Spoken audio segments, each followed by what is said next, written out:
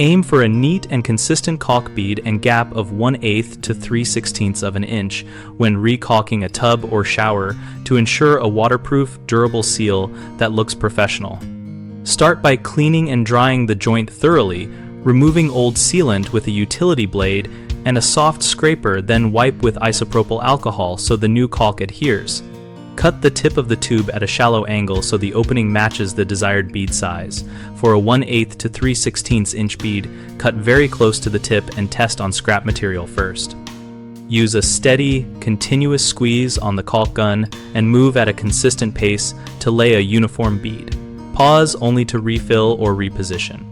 After application, tool the bead immediately using a wet finger or a rounded tooling tool, keeping light pressure and a single smooth pass to compress the caulk into the gap and create a concave finish that sheds water.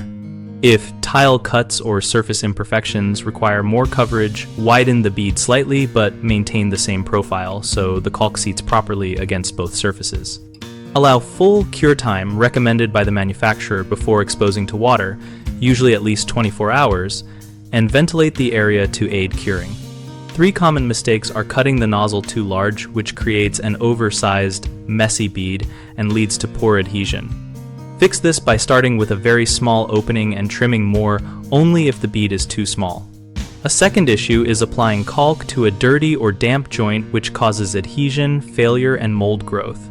Prevent this by removing all old material, drying the joint completely, and wiping with alcohol before applying new caulk. The third problem is rushing the tooling step or retooling multiple times, which leaves uneven finish and weak spots. Do one smooth tooling pass with consistent pressure and avoid touching the bead again. We run bighomeprojects.com to help homeowners find local contractors and for contractors to find work related to projects like caulking and bathroom repairs.